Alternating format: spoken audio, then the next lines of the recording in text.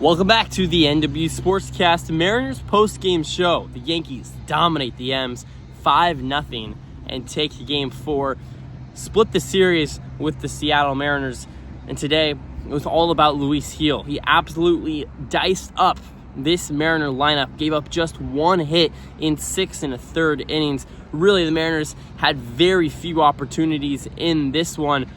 And it kind of, it's reminiscent of what the Mariners' offense looked like in game number 1 for most of that game, and then in game number 3 yesterday. This series, despite the offense having that 4-home run day in game number 2, you take that out, and they were pitiful.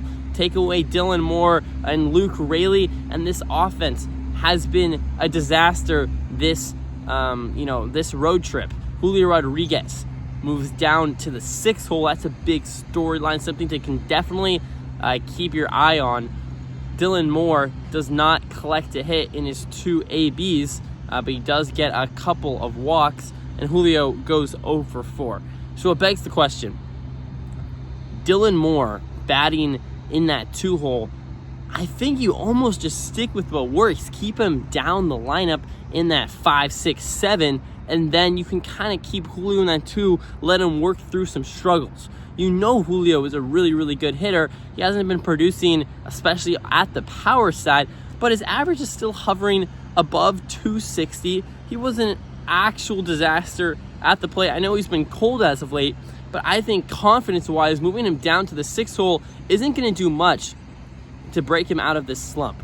And you could argue, it's worked once or twice in the past where we've moved Julio down from the 1 spot to the 7, or we've moved him up from 7 to 1, or, vice versa. That's happened a few different times, but I don't think in this scenario it was really worth it. I think that Dylan Moore now feels a little bit more pressure to always perform every day, where it seemed like he was kind of, just playing free baseball the last few games, and today it didn't really seem like that. Julio Rodriguez now I think has a lot of pressure to work his way back up the lineup, kind of prove why he's worth that $500 million deal, and I think Julio is worth that, but it definitely does beg the question, can Julio get back to form in the 6th hole?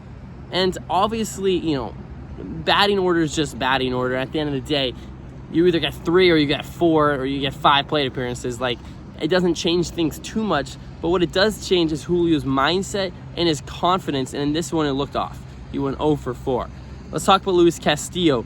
He had an okay game, but he only had the 3 strikeouts, gave up, I believe, 7 hits, escaped giving up just 2 or 3 earned runs. So Luis Castillo definitely kept the Mariners in this one, however, didn't look great. This is now back-to-back starts where Luis Castillo has been unable to punch guys out. Just 3 strikeouts today. And for a guy that throws 96-mile-per-hour, nasty, moving fastballs with good secondary pitches, it's definitely interesting that Luis Castillo hasn't been able to really get guys out on those 2-strike counts. It seems like batters kind of know where he's going. That could go back to maybe what Cal's calling behind the plate. Maybe he has to mix it up a little bit more. Luis Castillo just seems like he gets to 2 strikes a lot, and then he just can't put away guys. Another reason why he only went 5 innings today, and in the 7th inning, the Yankees added on with a 2-run shot, I believe, and the Yankees run away with this one against the Seattle Mariners. I think Luis Castillo, I don't think he's quote-unquote broken. Still a really good start today, all things considered, against a really good Yankee lineup. The problem is that Luis Castillo, just his underlying numbers right now, and it's not even super underlying, it's just strikeouts. He's not striking guys out right now. He is inducing a lot of in-out plays, but he has a lot of runners on base. 7 hits today, gave up a couple walks.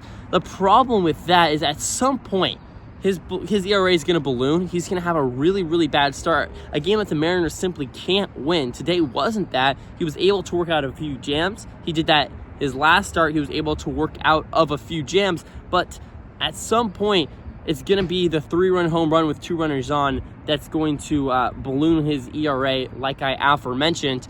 And it's going to happen at some point if Luis Castillo can't figure out how to put guys away with 2 strikes. So I'm not concerned necessarily for Luis Castillo. However, I am definitely going to be watching him very closely over the next few starts, and I hope you guys do as well, because I think at this point I am starting to think that George Kirby and Logan Gilbert might be not just better pitchers than Luis Castillo at this point in his career, but more consistent with a higher ceiling as well. So let's talk about what this means for the Seattle Mariners moving forward. You get another series you get your first series with Washington, which should be a lot easier than this AL East gauntlet, the Orioles and the Yankees, of course. And all things considered, I talked about this with Mile, but it was an opportunity the Mariners had after 2 games. They had an opportunity to take 3 of 4 and win a series, maybe even sweep the Yankees with all the momentum going into game number 3. And these last 2 games, the Mariner offense looked lifeless after looking really, really good in that game at number 2. So instead now of going to the Washington Nationals series with some momentum, with some urgency to really kind of take a big lead in the AL West, now the Mariners are kind of going into this series, a little down on themselves. And when you look at it as a whole, it's not that big of a deal, because the Mariners still took 2 of 4 versus the Yankees. If you told me on Monday the Mariners are going to take 2 of 4, I would say, hot diggity dog, we didn't get swept, because that's kind of the way it was looking like. The Yankees won 7 straight, the hottest team in baseball, not the time at all to face the New York Yankees.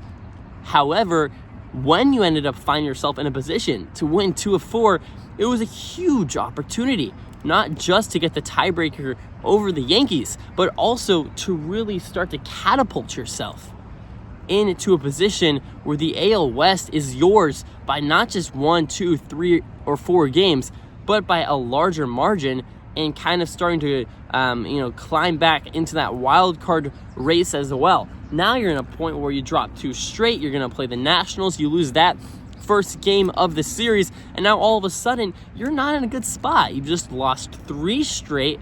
You played really poorly in game number 1, escaped with the win, and in the Orioles series you could have lost all 3 there as well. So look, do I think this is a failure of a 4-game set? Of course not. The Mariners won 2 of 4. I'm happy about that. I am thrilled that the Mariners were able to take 2 of 4. However, there was an opportunity, and it was definitely missed. Now it's the Mariners' job to kind of rebound and take this national series that the Mariners should win. If they drop this series, I will be disappointed for sure, in a way that when they dropped the Orioles series, it was all right because we got a game. We split the Yankees series. Again, totality is fine. Kind of missed opportunity because you take the first 2 and then drop the latter, but whatever. But now if you lose the national series, I think then momentum is kind of waning for sure, and you start to think, can the Mariners really fight with the best of the teams in the AL? Because right now those best teams are the Orioles and the Yankees, and whether you like it or not, the Mariners were outplayed in 5, maybe even 6 of those 7 games. Did come away with 3 wins though. So that's about all I have for this, the Mariners post-game show. A kind of a bummer, a bad loss versus this Yankees team, where the offense looked lifeless. Luis Castillo didn't look great despite a pretty good line. Bullpen gave up a home run, but whatever. Regardless, the Mariners move on. They play the Nationals. Should be a little bit of a rebound series, and we don't have an off day until June 3rd, I believe. Check me if I'm wrong about that, but it's somewhere in early June. So the Mariners definitely still have a gauntlet ahead of them. Not really have a chance to rest. I guess today will be their kind of half rest day, and we'll see what ends up happening. But thank you guys so much for sticking around.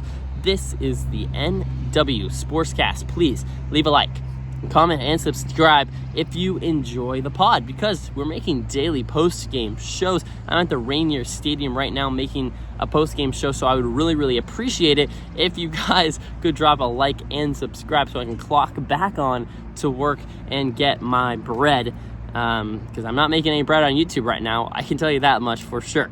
Anyways, thanks guys. This is NW Sportscast, and as always, go Mariners.